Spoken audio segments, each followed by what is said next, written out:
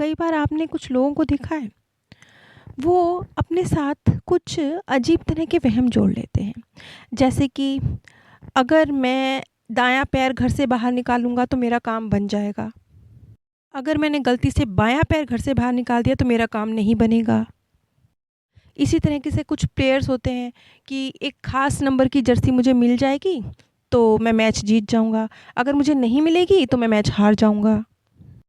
ऐसे ही कुछ लोग, जैसे कोई ख़ास शर्ट है, इस शर्ट को पहन के जाऊँगा तो काम बन जाएगा।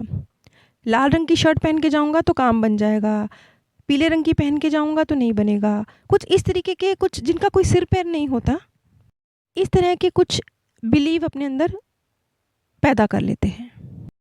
अब ये चीज़ जो मैंने आपसे कही, ये बहुत छोटे स्तर पर है, बहुत बहुत छोटे स्तर पर है।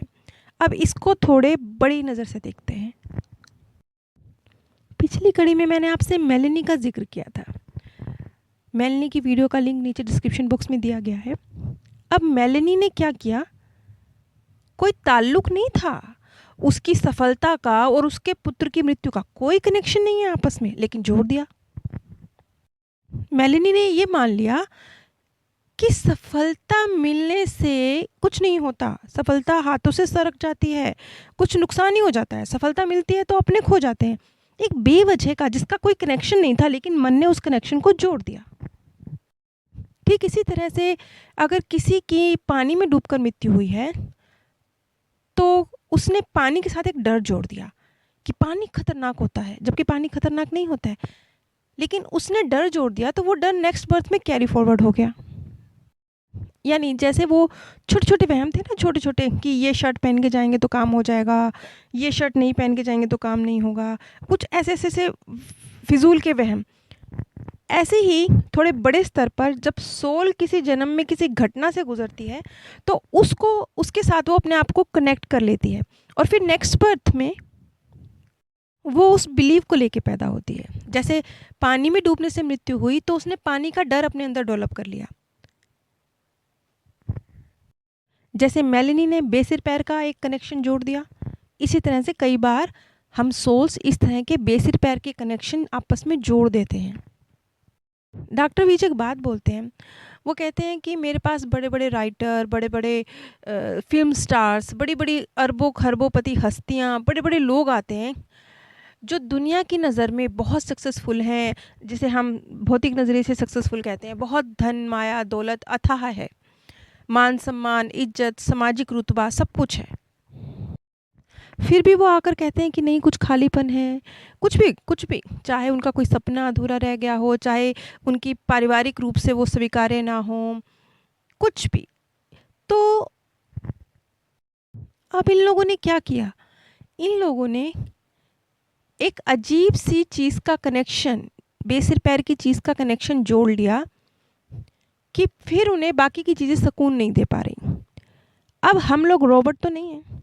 जैसे रोबोट होता है ना, तो उसको क्या चाहिए होता है, उसको चाहिए होता है उसको इलेक्ट्रिसिटी मिलती रहे, उसकी बैटरी चार्ज होती रहे, उसके कलपुर्जों में तेल डलता रहे, ताकि वो जो काम करने के लिए बनाया गया है वो काम अच्छे से करता रहे।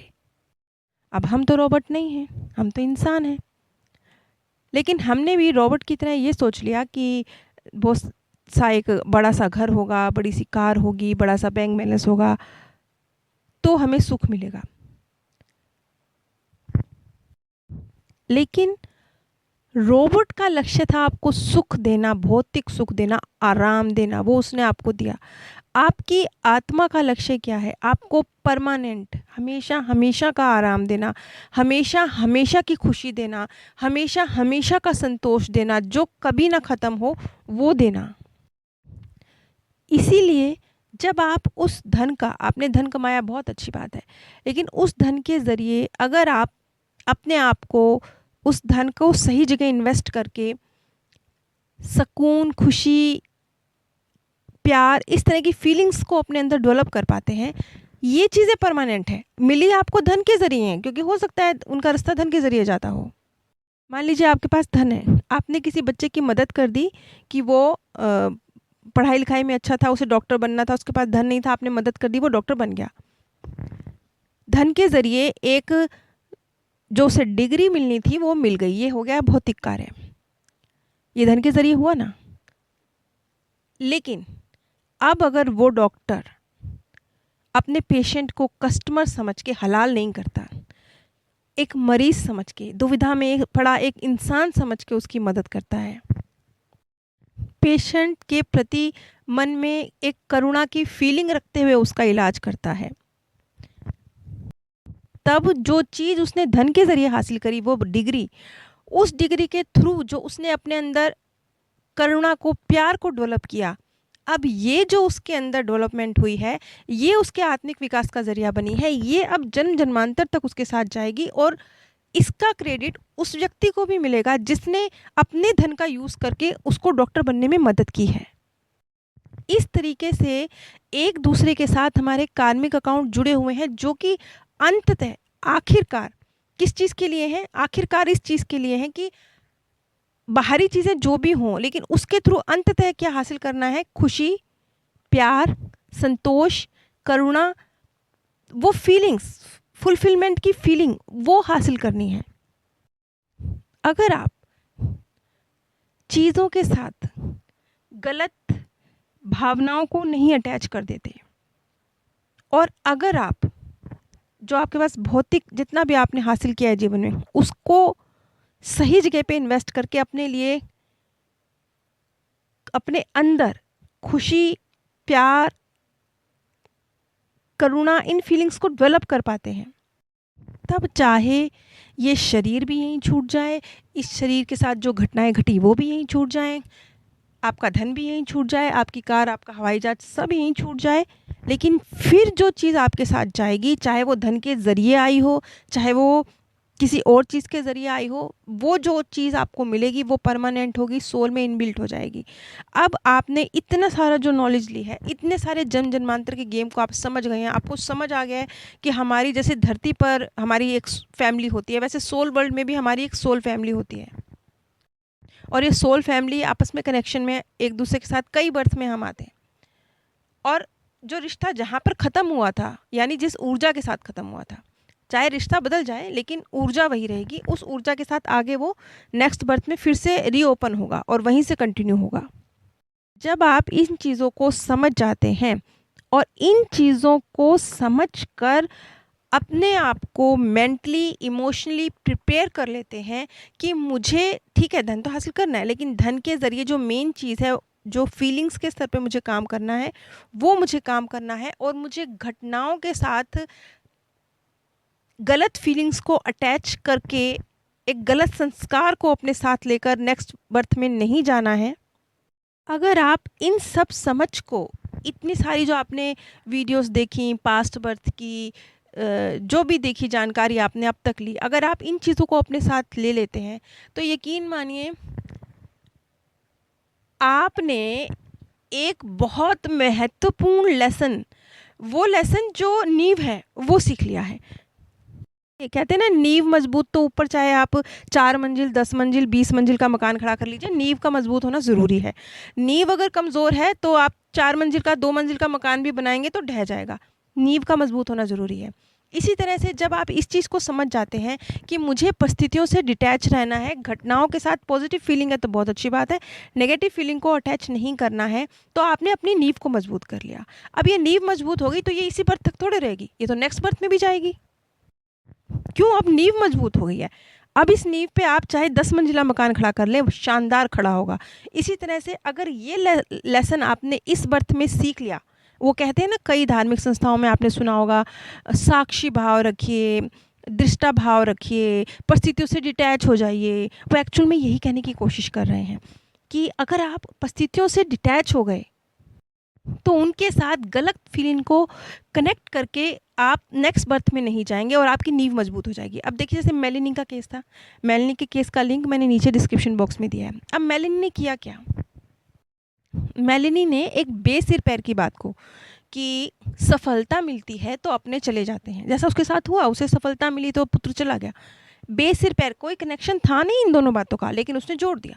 अब जोड़ दिया तो क्या हुआ? नेक्स्ट बर्थ में कैरी फॉरवर्ड हुआ, और नेक्स्ट बर्थ में नहीं, ये शायद उसके 3-4 बर्थ में कैरी फॉरवर्ड हुआ, क्योंकि ये लगभग 16वीं शताब्दी की बात है, जब वो जिक्र कर रही है कि इंग्लैंड के गृह युद्ध का, तो ये उसका एक बर्थ नहीं रहा होगा, शायद 2-3 बर्थ रहे होंगे जिसमें ये चीज़ उसने कैरी फॉरवर्ड की है। तो अब मेलेनी का क्या हुआ, उसके 3-4 बर्थ व्यर्थ चले गए ना, इसी भाव के साथ वो जी हुई होगी जो उसने, मतलब अब तो चलिए उसको डॉक्टर विज की सहायता मिल गई, लेकिन पिछले 2-3 बर्थ में जब नहीं मिली होगी तब वो इसी भाव के साथ जी होगी ना कि सफलता का और अपनों के चले जाना का आपस में कोई कनेक्शन है, तो उसने अपने वो जन्म व्यर्थ कर दिए होंगे।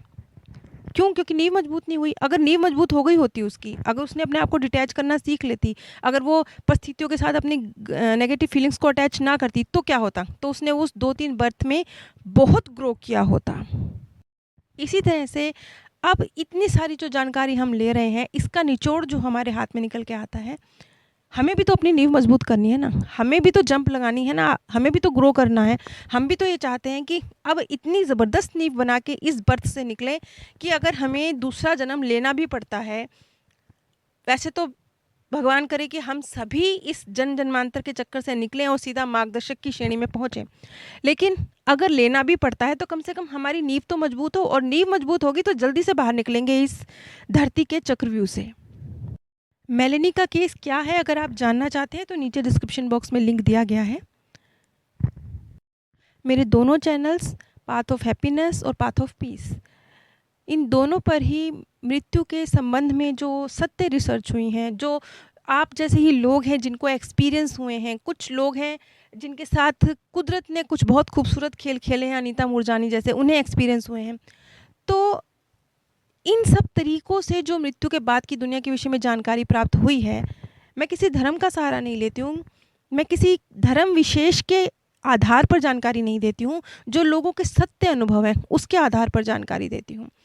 तो इस विषय में जितनी भी रिसर्च हुई हैं, उसके आधार पर जो जानकारी निकल कर आई है मृत्यु के बाद की दुनिया के संबंध में, अगर आप उसे जानना चाहते हैं तो कृपया मेरे first channel path of peace और second channel path of happiness पर ज़रूर विजिट कीजिए।